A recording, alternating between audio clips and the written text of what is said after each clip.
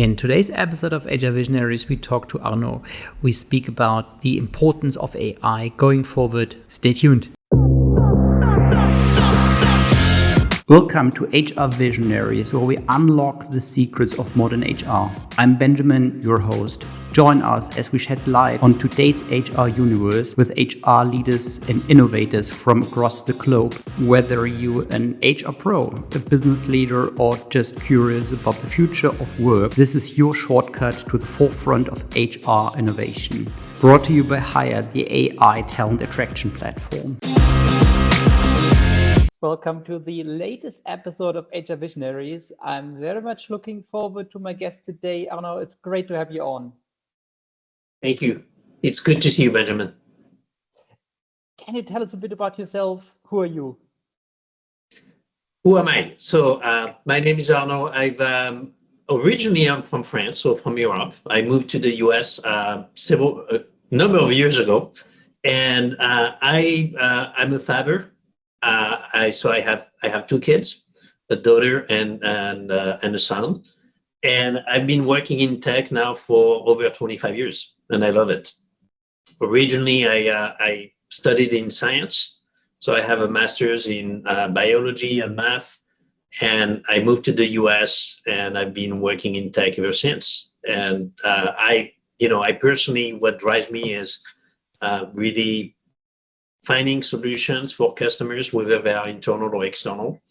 And I always get really jazzed and excited by new technologies coming up. And we're obviously in the midst of a new transition, which is awesome. And beyond that, I love nature. I love everything that is also a little bit more futuristic. So thinking about what we can solve in the future. So that's a little bit about me. That's very cool. And Arnaud, can you tell us a bit about your job at the moment? So what's your role? Sure. So today I lead global talent acquisition for Pure Storage, which is the data management company in the tech industry. We've been pioneers into the flash business, and now we're really across the board finding solutions for our customers in all aspects of data management and data storage, and across different environments. I lead global talent acquisition, like I mentioned. That means my team is doing a fantastic job at attracting the best talent that can join our company and join the adventure with us. And when I joined Pure, I was the HR leader / HR business partner for our product team and engineering team. And prior to Pure, I was at Cisco for close to 19 years, where I've had multiple roles, whether in HR or in manufacturing or in customer support. Well, after being at a company for 19 years, how easy or hard is a transition to a new company, in particular when you think about, okay, well, Cisco being a very well-established company. So how difficult is this? I would say it's both. There are aspects that are easy in a way, and there are aspects that are more difficult.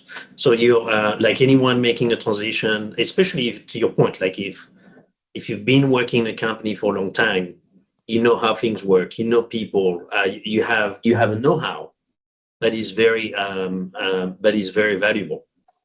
And on the other hand, you move into a new company, and one of the reasons I moved to Pure is I wanted to be back in a company that was earlier in the life cycle, where you can make a greater impact. So a little bit like Cisco when I joined.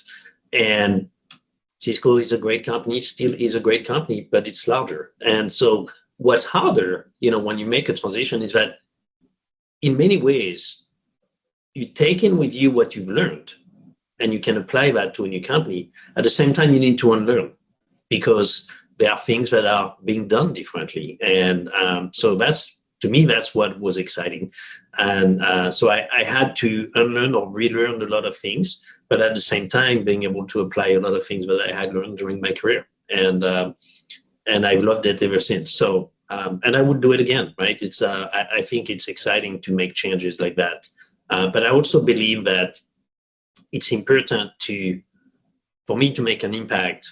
It takes it takes a bit, right? So I do believe in staying in a role at least 2 to 3 years and then moving on to a new role. And even at Cisco, even though I was there for 19 years, every 2 years or every 3 years, I would change roles. How do you make sure that, well, your value is not limited to the, well, or it's not limited to the role you're currently in or the company you're currently working for? I think it's actually quite fascinating. So I've been in my previous job also more than 10 years. And what I found always so interesting is that there are so many people whose market value is kind of high in the role and the company they're currently in. However, would they move to a different company? Well, lots of the value they contribute might be lost because it's kind of limited to the network internally, to the structures internally, and the knowledge thereof. So how can you make sure that you can, well, make sure that your value, well, moves together with you to another company? It's a great question. And in many ways, I would say, obviously, you need to stay fresh into what you bring to the table. And that includes keep learning, right, from especially from the outside in. On the other hand, the value that you bring in any job is going to be based on how quickly can you solve problems for others? How can you help activate teams to solve problems for others? And moving into a new role, moving into a different company, you have to adjust. You have to learn how things are getting done. You have to help improve how things are getting done. So to me, it's a constant learning, and that's how I believe people can do that. I know I've done it myself many times, and being able to understand what works, what doesn't work. To your point, like how things get done in an organization is typically very different from one company to another, and so you have to relearn some of that, and you have to relearn quickly and understand how you can make maximum impact. The other thing is, I strongly believe in one thing, which is your role, any role, can be as impactful as you want it to be as a person. So you can decide that you're going to do the things that are essential to be successful, or you can decide also that you're going to go beyond that, which is the value add, right? And are there other aspects where you can help others? Are there things that you've learned in your career that you can apply in other places to bring additional value? So a role for me is not limiting. It can be exponential, and it can be and sure, there are limitations that are driven by the organization, but there are also limitations that are very much on ourselves, right? And I think that's where we as individuals need to think hard about is, what can I bring to the table? How can I go a little bit beyond what's expected of me? How can I surprise people in a good way, right? With things that maybe they wouldn't have thought about. Okay. Tell us a bit about those surprises. So what were positive surprises that, well, you contributed or you received? Yes, I think, like, I speak for myself, and then I can speak of others. One thing, for example, that I've consistently attempted to bring to the table is to help others make decisions with data. So understanding how the organization works, what are some of the data points that maybe we haven't looked at. It's very easy. So in HR, right, like, what do? We help organization, and including individuals, be more successful. We help organizations really our role is not only to help, but to ensure that the organization is going to be as productive as possible.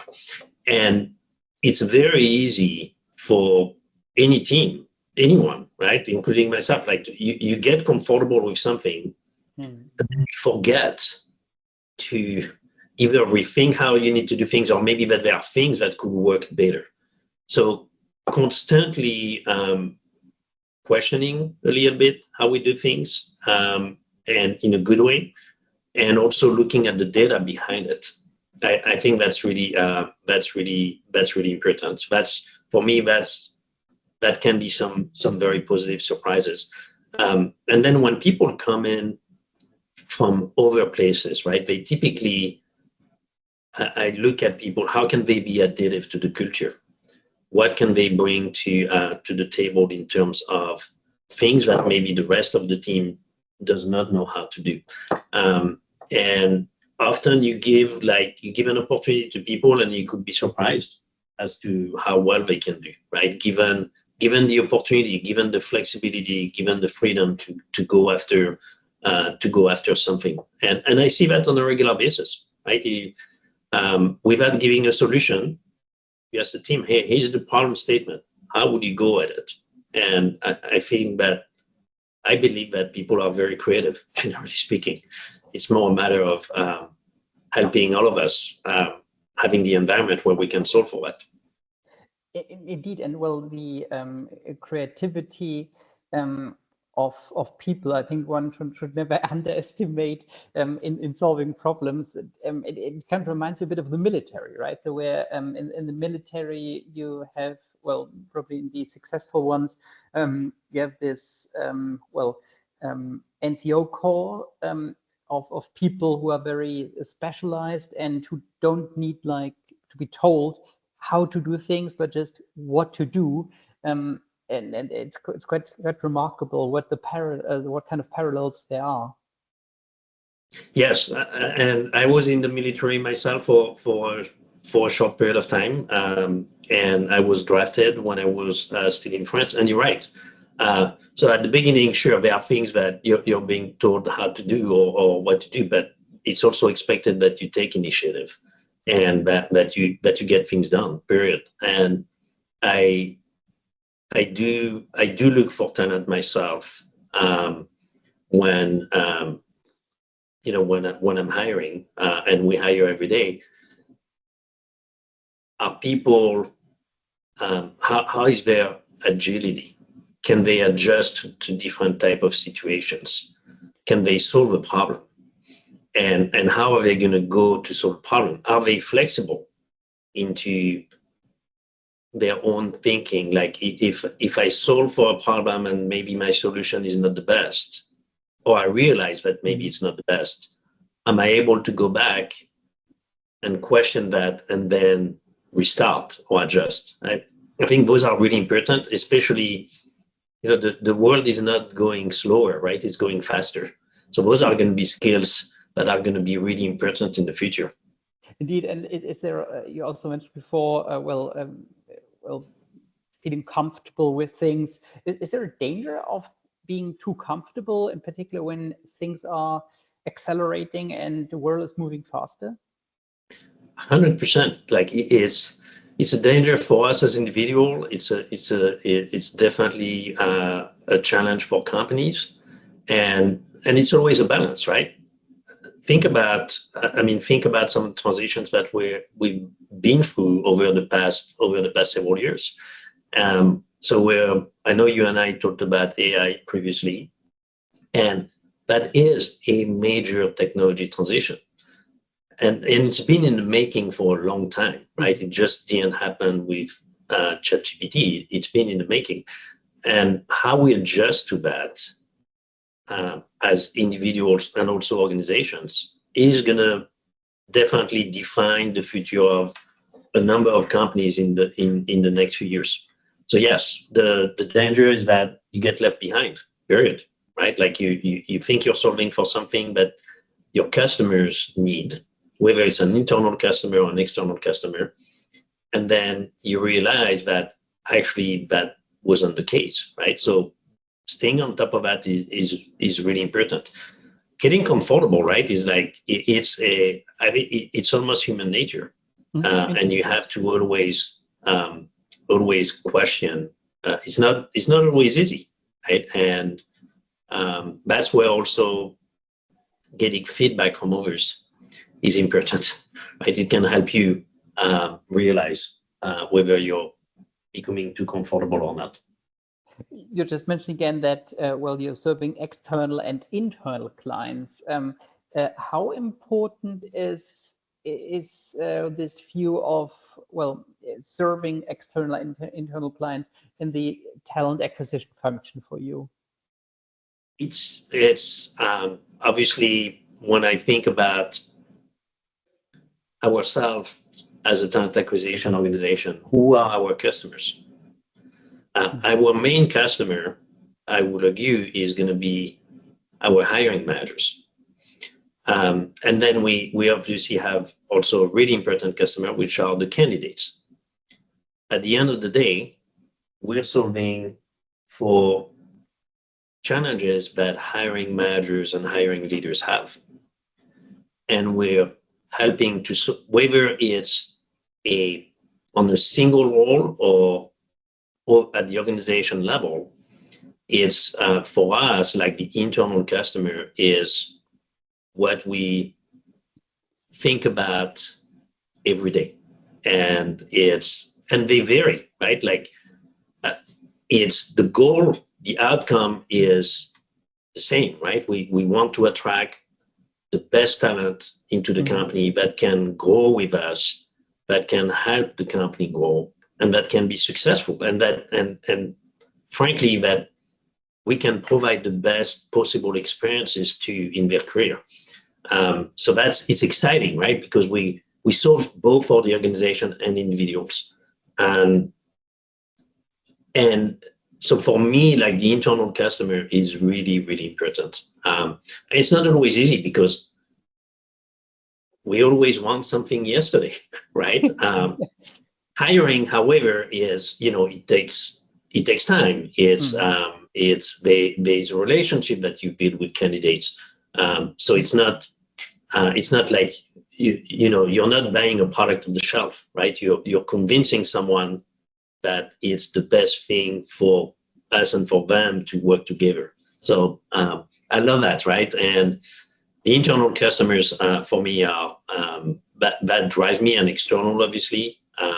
But for sure, for TA, that's really, really important. However, I would say that, man, like keeping an eye on the external customers, obviously our candidates, understanding how they feel about the experience of interviewing with us, and also staying in line with our peers, right, outside of Pure. That's also really important.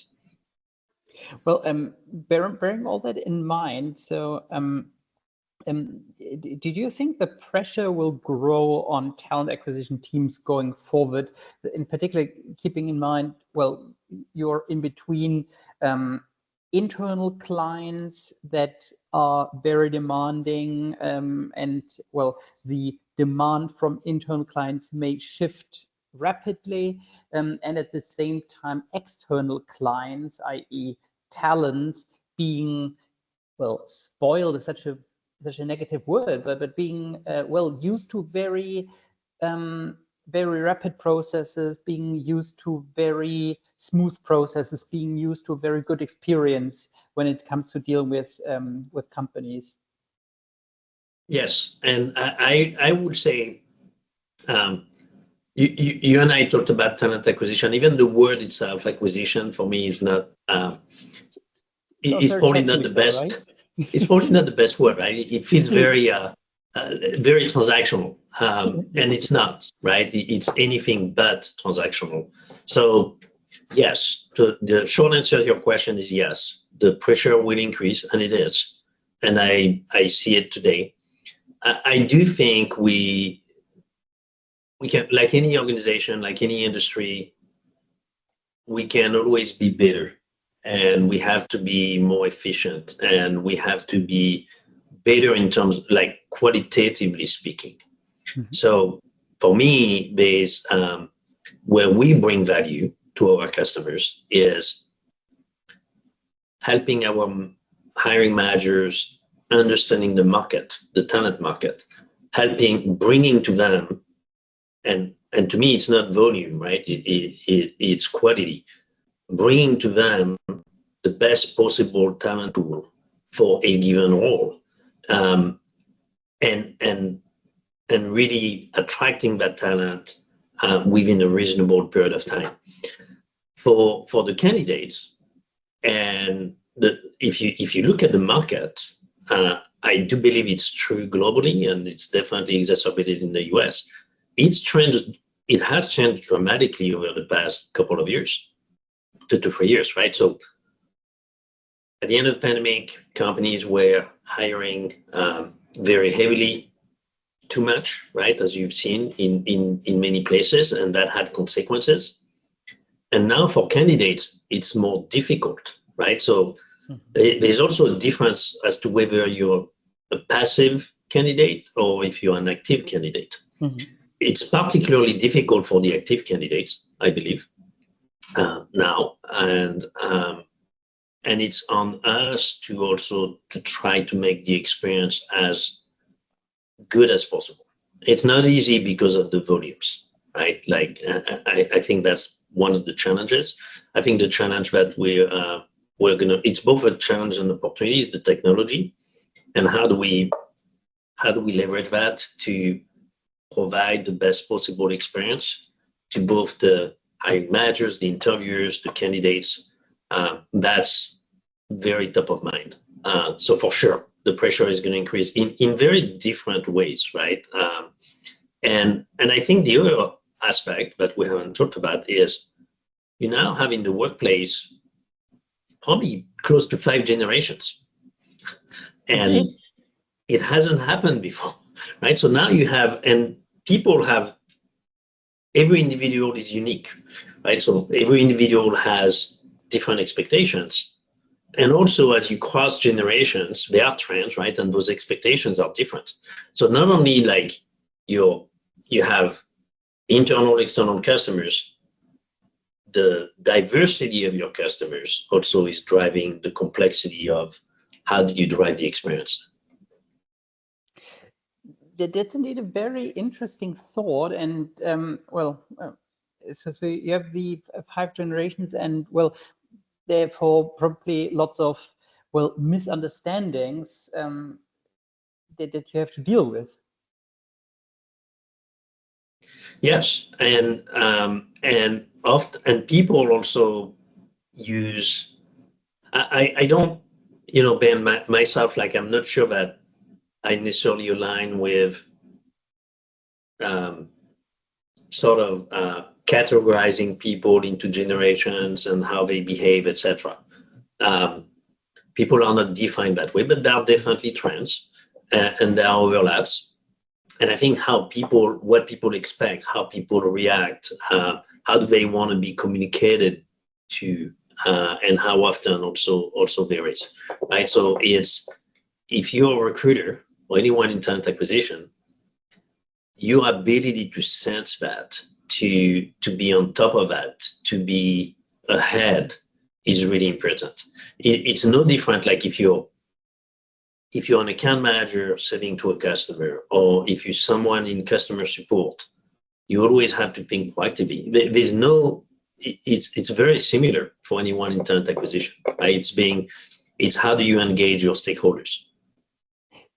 Indeed, and what I find so interesting when it comes to generations, that there are obviously some urban legends, and then we find stories that there are some urban legends, and we find studies that show a very different picture. So, for example, that basically throughout all generations, there's a very high acceptance rate of new technology, and that not only let's say generation Y and Z are very open to AI, but throughout the generations there are indeed well, there is indeed a very high level of openness towards AI. Generally speaking, yes. Like I haven't seen yet, at least in the workplace, major differences there. Right? Mm-hmm. Like people are, I think people are excited about it. Yes, there are challenges, but it can help solve quite a few problems. It can be exponential into what it can help us solve for. So on that one, it's a very good point. Like I haven't really seen yet, at least in the workplace, major differences there, right? Like people are interested into it. Generally, I see an adoption level, an interest, curiosity, which is great. So I'm pretty hopeful, and it's going to become very integrated into also what we use, because it is essentially what it is. It's the next iteration of technology that is available to us, but maybe that iteration is exponential in terms of what it can do and how quickly it can do it. Right. So that's the difference that I see, is the pace of change likely is going to be faster. Right. So that's going to create definitely challenges, and definitely challenges on jobs and how jobs are being done. So that will be the main difference. You're going to see. I don't know if you've seen that, but I've seen like already there are new laptops that are going to be released and are being released. There's the ones from Microsoft. So the PCs, there would be new versions from Apple and other vendors. What they can do is already very different, right? So it is happening very, very quickly, and I'm definitely.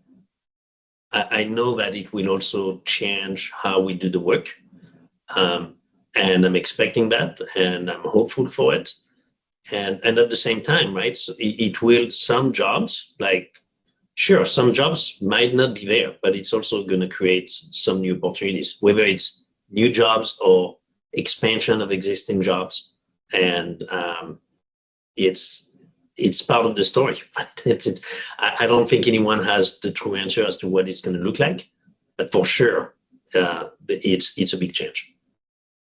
How do you prepare your team for these changes, and in particular for those changes that are currently kind of unforeseen or unforeseeable, and where you have like very many unknowns? So the unknowns, that's a good point, right? You don't know what you don't know. And I would say one thing is for sure is technology is, like, the ability to do things with technology is going to increase exponentially. We see it with our customers. The spending in AI is increasing, often to the detriment of overspend in classic IT. So customers we sell to are spending more money toward AI. And for us, I would say it's interesting then, because even when we look at applications internally for us, for example, to do work in TA, what we looked at a year and a half ago is very different today, and it would be very different a year and a half from today. So in a way, it's back to your point, the unknowns. It's a little bit difficult because you don't really know what it will look like in 2 years, and that's okay, I think, because what we have to expect is that we will eventually be able to do things that we are not able to do prior. How do we prepare the teams? It's a great question. We are working on our AI strategy overall from a talent perspective. I would say, some of the things, and it depends on who you are and what you do, right? Like, for example, if you're an engineer who truly works on AI, then you need to have the tools. You need to have some additional learning that is available to you. But then if you're not an engineer, you still need to understand what AI does and what it can help you with. So I do think there are tiers of what we provide to our teams, and both in terms of like truly applications and also learning. We've done things in HR pure that are pretty exciting. Like we're looking, for example, at when people ask questions, and we do receive questions through case management. We've had people in the teams who've used AI to analyze all of that, and then we use AI to actually create knowledge management articles based on historical responses to questions that people have had. And it's not something like, if you think about it, something as simple as this, it's pretty exciting, right? Because all of a sudden you can train the model as to how to do that, and you're doing things that someone would have had otherwise had to sit down, analyze what were responses over time to inquiries, and then literally build out those knowledge articles. Now, all of a sudden, you have something that can help you do that. And then what you do is more quality control. Mm-hmm. And make sure that, yes, it makes sense. It aligns to what we expect the answers to be. So there are, I think, to prepare our team members is also for them to really feel comfortable that it's not a danger to them. If anything, it's a great value add to them. And we want them to try that. We want them to experiment. We want them to come up with ideas. Right? So it's pretty exciting. I love that, right? And we've had people really interested into that, and we have several projects going on there. Indeed, and well, what I find actually quite interesting that you mentioned, okay, you have a master's in math, and you're very you have a background in tech industry. However, when you then talk to members of your team who perhaps don't have a background in tech and don't appreciate tech as much as I do, how do you make sure that, well, everyone in the team appreciates change, everyone appreciates the advent of very able technology? I like your question, Ben, and it's a different. I think it's different for everyone, right? And in a way, you have to meet people where they are. So some people are definitely ready for more. Others are not just yet, right? Now, one thing that I personally appreciate with AI is it actually doesn't take someone to be a scientist now to use that, right? Because it's very conversational. So in a way, it's going to become part of what would be available to you in the future, and already is starting. So it's much less daunting than trying to figure out how to be a data analyst or a data scientist. And it becomes a lot more conversational. And so to me, that's one thing. Most people, change is it takes time, right? I mean, you're gonna have people who are early adopters, and then you're gonna have people who are more followers, and then you're gonna have people who are laggers, right? Like with any change. And often the key to that is, how do you find those early adopters, and how do you find potentially a need that when people see it, then they want it? So that's also the key there, right? Is getting those early adopters and showing what can be done with it. And we've had several early adopters, which is fun. And Ben, the other thing I will mention, actually, there's also externally, right? What people experience in their own life, in their personal lives, is typically also drives what happens in the workplace, right? Mm-hmm. So if you think about like what people use at home or with friends, that also drives the need at work. So I think what's going to happen, my take is, people are going to see more and more things available to them on a personal basis. I mentioned the PCs. You're going to have the new smartphones that are coming up with AI features. That's coming very soon. It has started already. So when people have that available to them and start experiencing that, it's actually going to drive more demand internally. So I'm actually not worried about that, like in terms of change and change management. I believe that the challenge might be the other way around. Our company is going to be able to react as fast as what's going to be available in the market to people as individuals. If that makes sense. Indeed, and well, that leads me to my next question. So when you fast forward 5 years, how do you think will TA look like? And that's, I would say, so I don't have a crystal ball, but I can tell you, it's a great question. I can tell you a few things on my mind. I do think, and I think very highly of TA. I do, there are a lot of very creative people in that space who are used to deal with a variety of situations. 5 years from today, I do think we'll have, so on the technology side, we'll have a lot more solutions. Now, those solutions are only as good as how integrated they can be with other solutions.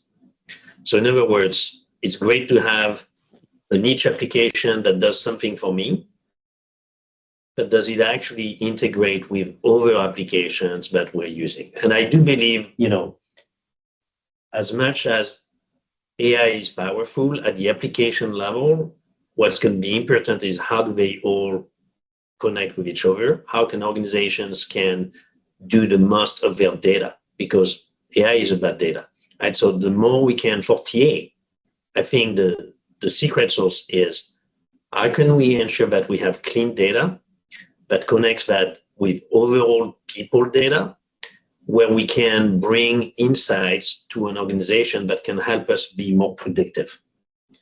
So that's where I see TA 5 years from today, where it's much more integrated with our talent strategy, talent management overall, and then end-to-end from the time we attract people, or even the time we look at the market, to the time we attract people, to the time we bring people into the organization, to the time people become successful in the organization and grow with us or with any company, and then they move on to something else. Like that closed loop of understanding the talent. What makes someone successful in a company? How do we adjust our talent acquisition strategy based on that?